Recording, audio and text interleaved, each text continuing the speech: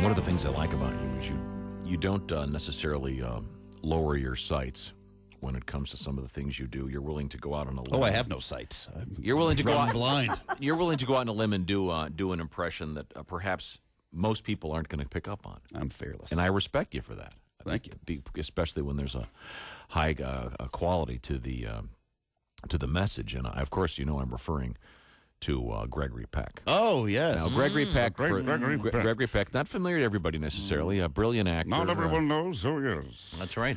But if there was a period of time in which he was a big leading man. Mm-hmm. He was one of the biggest stars in Hollywood. And he was in something you don't see much anymore unless you look hard, and that is what I would call an important movie. Yeah. There are a lot of great movies out there, usually The Omen, independent movies. No, Boys from Brazil. To Kill a Mockingbird. Yeah, I don't one. mean the. Okay. But you know what I'm saying. There are a lot of great movies out there these days, but they tend to you got to look for them. A lot of the stuff that gets a lot of publicity is just a bunch of crap with a bunch of crashes and the same old junk. But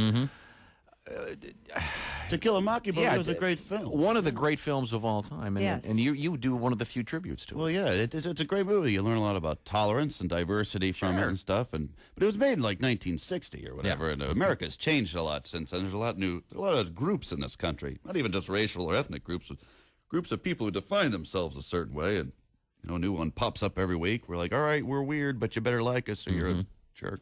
Like, all right, we'll write you down on the list. Yeah. If they made To Kill a Mockingbird now, it'd be like 10 hours long to cover all these different groups. How true. Atticus Finch would be out there, tell his little daughter. Now, Scout, remember how I told you that black folks are just the same as we are, and we're to treat them with respect. Well, the same goes for these Shiite fundamentalists who just moved in across the streets. They just believe different things than we do. So if you see them out there stoning one of their women to death for sneezing on Wednesday, you pay them no mind. Nobody likes a nosy Nelly. And in this house over here live coprophiliacs. Those are people who derive sexual pleasure from human feces. Now, just because they're unrepentant dump truckers and we're not doesn't mean that we are somehow better than they are. They work hard like all Americans to put food on their table so they can eat it and poop it out and have sex. I don't know how it works. I don't want to know how it works. There's have to be tolerance. No Oscars for that movie. No. Mike MacRae. How about that?